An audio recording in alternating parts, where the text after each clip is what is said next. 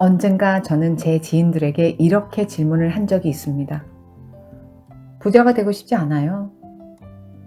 저는 당연히 그렇다라는 대답을 듣게 될 거라 예상했지만 그들은 왠지 머뭇거립니다. 뭐라고 말해야 할지 몰라서 우물쭈물합니다. 이후 단 한 명을 제외한 그들은 이렇게 대답합니다. 돈 걱정 없을 정도만 있으면 되지 부자가 돼서 뭐 하려고요? 그래서 저는 되물었습니다. 그렇다면 부자가 되기 싫은가요? 그들은 대답합니다. 부자가 되면 걱정도 많아지고 책임질 일도 잔뜩 생깁니다. 그러다 보면 일에 매달리게 되고 가족들과도 멀어져요. 건강을 잃을 수도 있고요. 그러니 돈은 필요한 만큼만 적당히 있으면 됩니다. 제가 다시 질문했습니다. 그럼 지금 가진 것 없는 이 상태에서는 아무런 걱정이 없나요? 이 질문에는 누구도 그렇다라고 대답하지 못합니다. 그들의 얼굴이 붉어지며 당혹한 모습을 보이거나 피식 웃는 사람도 있습니다. 매달 내는 월세가 밀려 여기저기서 돈을 꾸기보다는 나날이 늘어가는 세금 내기가 억울해서 밤잠을 설치는 게 낫지 않을까요? 그때 한 사람이 말을 꺼냅니다. 언젠가 아프리카에 봉사활동을 간 일이 있었어요. 그들은 가진 건커녕 생활 환경도 더없이 열악한 데다 아픈 사람들도 있었지만 모두 행복해 보였어요. 아무런 걱정 없이 어쩌다 생긴 음식을 나눠 먹는 걸로 만족한 사람들이었어요. 그러니 많은 돈이 무슨 의미가 있겠어요? 돈을 버느라고 바빠서 가족들하고 멀어지고 서로 다투고 하는 것보다는 돈이 부족해도 서로 사랑하면서 살아가는 게 훨씬 아름답고 가치 있는 일이라고 생각해요. 그에게 물었습니다. 만약 그들 중 누군가에게 미국행 비행기 표가 한 장 생겼다면요? 그래서 뉴욕 한복판에 떨어져 눈이 휘둥그레진 채로 이곳저곳 돌아봤더라면요? 그는 다시 흙밭에서 누워 뒹굴고 얼마 되지 않은 음식을 더러운 손으로 허겁지겁 집어먹어야 하는 고향으로 돌아가고 싶을까요? 어쩔 수 없이 그 척박한 땅으로 돌아간들 자본의 힘으로 이루어진 호화로운 빌딩 숲을 방문하기 전과 같이 순진한 눈빛을 하고 형제며 친구들과 맨발로 달려나가 신나게 뛰놀 수 있을까요? 나의 질문에 그는 입을 꾹 다뭅니다. 그는 성실한 부모님의 보살핌으로 큰 어려움 없이 살고 있는 남자였고 공부를 고찰해서 명망 있는 대학교를 다니고 있는 학생이었습니다.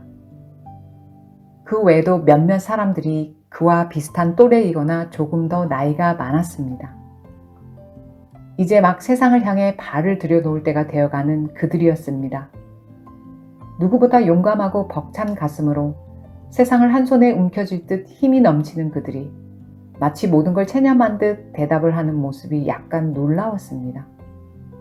특히 동양 문화에서 돈에 대한 욕망은 어딘가 탐욕스럽고 속물적인 것으로 치부해 왔습니다.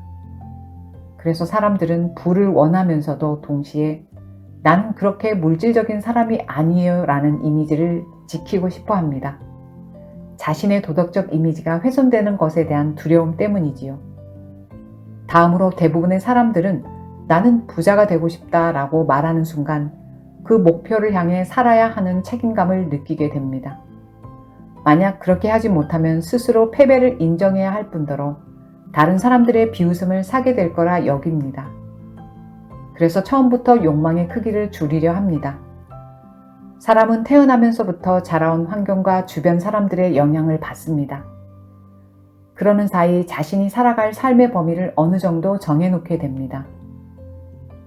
자신의 부모님이 평생 식당을 운영해서 변두리에 작은 아파트 한 채를 간신히 장만한 경우 그 자녀들은 어른이 되어 서울 도심에 번듯한 새 집을 계약하는 것으로도 가슴 터지는 성취감을 맛볼 수 있습니다. 또는 부모님이나 친척들이 그 흔한 해외여행 한 번 가지 않고 열심히 일하고 저축을 해서 노후에 빚 없이 살고 있는 경우 그 집안의 자녀들은 엉덩이가 짓무르도록 열심히 공부해서 연금을 받는 공무원이 된 것으로 만족합니다. 사람은 자신이 출발했던 자리보다 조금만 더 나은 상태가 되어도 이미 충분히 이루었다고 느끼기 쉽습니다. 그리고 그보다 더 넓은 가능성에 대해서는 애초에 의식 속에 없는 경우가 많습니다. 여러분도 그 한계 속에 갇혀 있지는 않으신가요?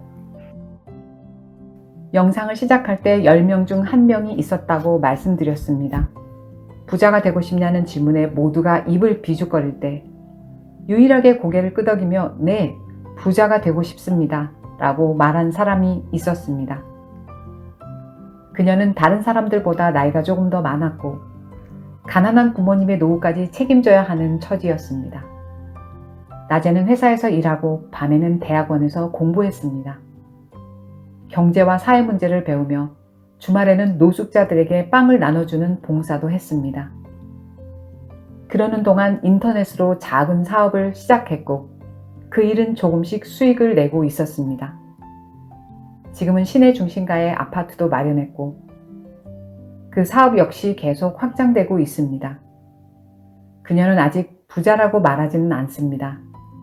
하지만 자신이 정한 방향을 알고 있고 그 길을 묵묵히 걸어가고 있습니다. 여기서 그녀가 특별한 이유는 이미 부자가 되었기 때문이 아니라 처음부터 자신의 가능성을 줄이지 않았기 때문입니다. 어린 초등학교 시절 교실에 옹기종기 모여 앉아 선생님으로부터 커서 어떤 사람이 되고 싶어요? 라는 질문을 받았을 때 손을 번쩍 치켜들고 순진하고 또랑또랑한 눈망울로 대통령이요, 빌 게이츠 같은 부자요 라고 외치던 시절을 기억하세요? 그때 여러분은 어떤 꿈을 외치셨나요? 나이가 들면서 우리는 현실을 배우지만 어쩌면 그 과정에서 스스로의 가능성도 함께 줄여왔는지 모릅니다. 하지만 우리의 꿈은 사라지지 않습니다. 우리가 다시 바라볼 때까지 조용히 기다리고 있을 뿐입니다.